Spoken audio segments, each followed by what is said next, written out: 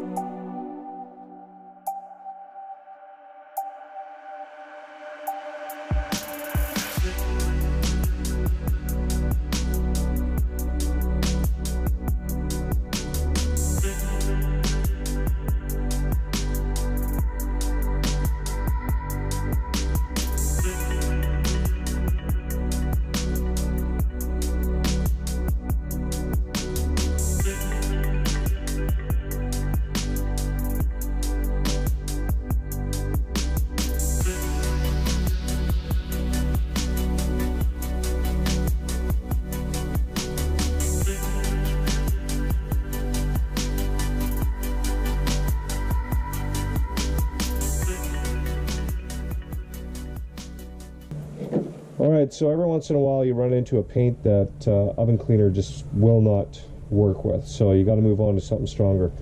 So this is what I use. This is aircraft paint stripper.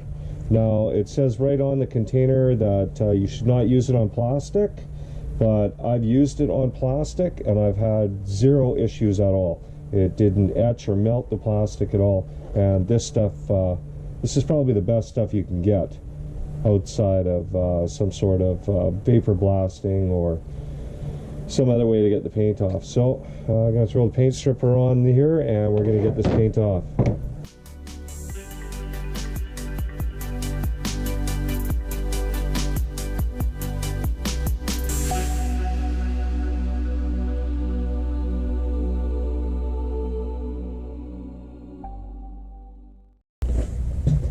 Now, if you've got a pressure washer, this would be a good time to use it.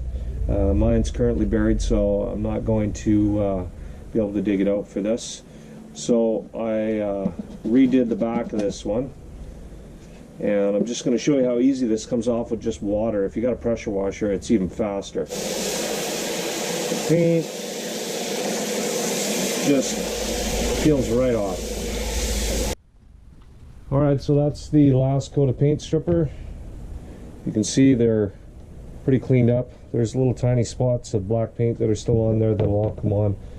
That will all come off with the sanding process. So there's the fender. We're getting close to starting the first sand. I got to take this little bit of paint off with some water and that'll be it. Okay, so now I've got the fender to the stage that most of you will already be at, because most of you won't have paint all over your plastic. At this point here, I'm going to be using this little tiny blade here. It comes out of one of those knives, you know, where you can break off sections of the blade. And I'm going to be, first off, just getting rid of the spots where the paint didn't come off. Like, I'm very finely going to just scrape those little bits of paint off. Like, I'm barely touching the plastic here, just to get those pieces of paint off. Okay, then I'm going to find areas where the plastic is, you know, scratched deep. Like there's one right there. Now I'm just going to work this spot. Oh, here, I'll take a smaller one to start with. I've got one right here, and I'm just going to go back and forth very gentle. You can see I'm taking off a bit of the plastic here. And you got to be careful when you're doing this, because if you push too hard, you'll wind up creating grooves that may not show up right now, but when you get to the final buffing stage, you'll really be able to see them. So now I'm not going to take these scratches right out because they're fairly deep. What I'm going to do is I'm just going to try and clean them up a little bit. And you can see that I'm going over a larger area than just the scratch, because I want to try and keep the plane of the plastic to be fairly consistent. If you just go in one little spot, you're going to have a divot there, right? So although this is going to be lower, it'll be lower over a broader area and you won't be able to see it. Alright, so after you've got your plastic pre-prepped with your knife, if you needed to do any knife work to just take out some of the scratches, now we're going to move on to the soapy water. Just use whatever kind of soap you want in your water, dish soap. Squeeze in a little bit. I like to use an SOS pad after I'm done with my knife, just to clean the plastic up a bit, take some of the rough edges off that I might have created with the knife. Doesn't take too long, about a minute.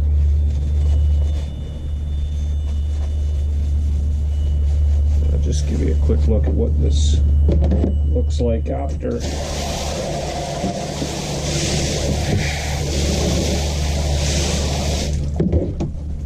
Okay, so there you see, I mean, you can't see the scratches in the film very easily, but they're there. There's not too many deep ones. This fender was actually in pretty good shape. I got a little bit of sun oxidization right in there that I'm going to have to get off with the sandpaper. If not, then I'm going to have to go back at that with the knife. That dark spot right in there. I'm not going to worry too much about the spot where the washers are. Plastic tends to get corroded in those areas anyway. Bottom side, I don't spend too much time on that. I basically do a 400 to about an 800 on that, and then I stop. Okay, so the top side, we're going to be going from 400 grit sandpaper to 600 to 800 to 1000 and then 2000. Then we're going to hit it with a heat gun.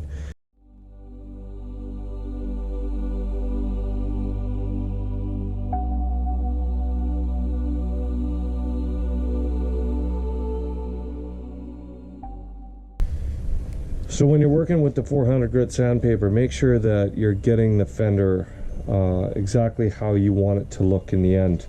If you get it wet, it pretty much is going to look scratch free, but it's not. So if you see any scratches in there that you really want out, you want to get them out at the 400 grit stage, because every stage after that in the sandpaper is basically just getting out finer and finer scratches that really you can't even see unless you were to dry it off and have a look at it in the sun. Alright, so 400 grit, you got to get everything the way that you want this fender to look in the end.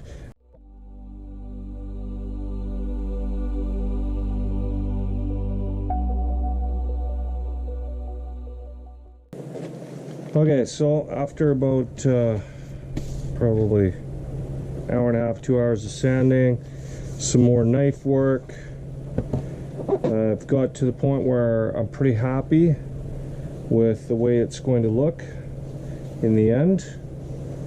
So I'm going to let it dry, and then I'm going to show you how to do the first heat gun cycle on it, and then after that just going to go up in grades of sandpaper until we get to 2000. Alright, so I'm hoping that you can see this well. You can see where all the sanding marks are on the plastic. Okay, 400 grit sanding marks. And basically what I'm going to be doing here is I got a very inexpensive Black & Decker heat gun. I'm not sure how hot it goes, but it doesn't go really hot.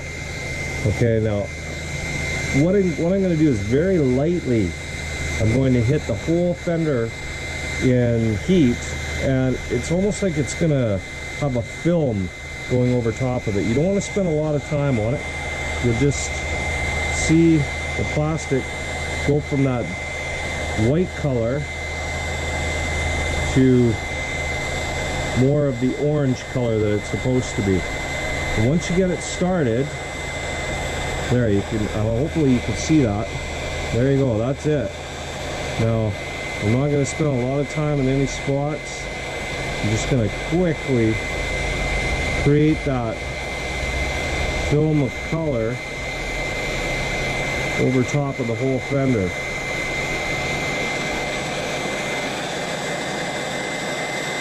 If you leave this heat gun in one spot for too long, the plastic will actually burn and it will turn black.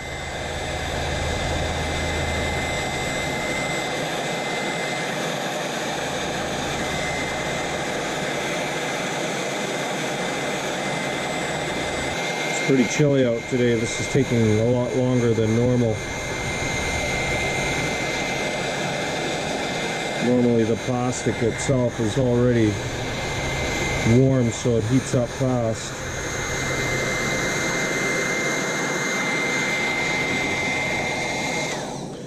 So there you go, that's halfway. And it's basically flattening out all those 400 grit scratches. Not perfect, but you'll see how it gets better and better as we go all the way up to 2000.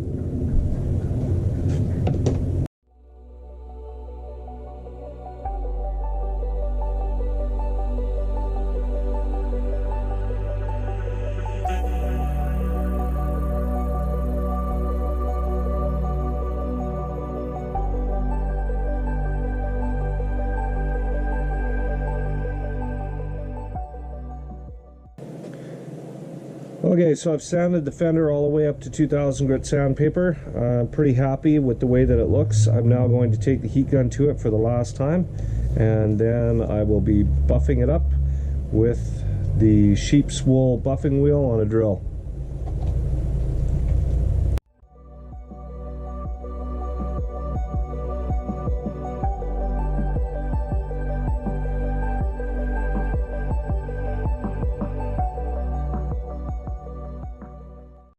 Alright, so this part is pretty simple. You want to make sure that you don't get this in one spot for too long. You want to make sure that you don't apply a lot of pressure. You don't need a lot of pressure. Okay, and I usually use full speed. This is variable speed, but I just crank it right up. So let's start at the front. Put it on auto. And you want to be careful not to hit the edges, because it'll actually cut into any of the edges that you've got, like a fabric roll, and it'll wreck some of your work. So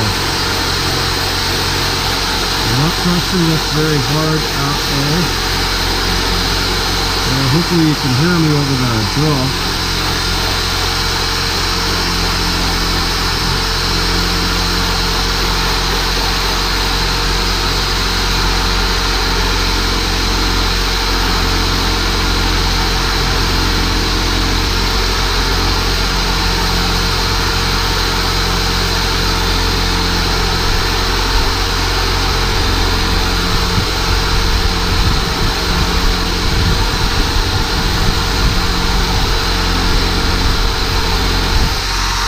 I'm just going to shut this off and show you what it looks like.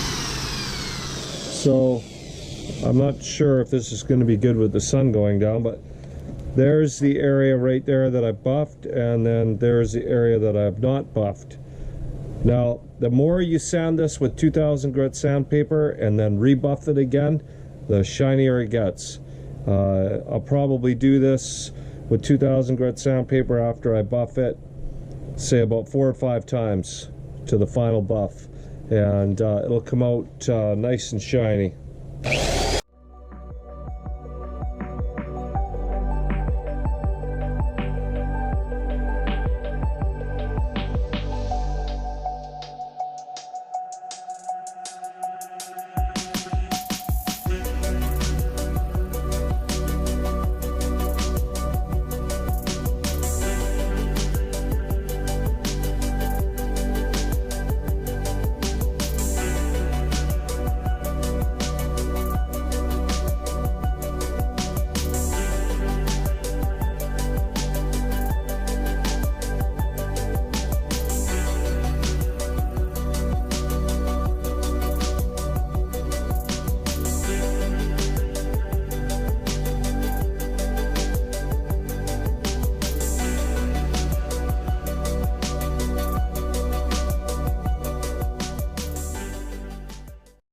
Okay, so everyone's plastic is going to be a little bit different.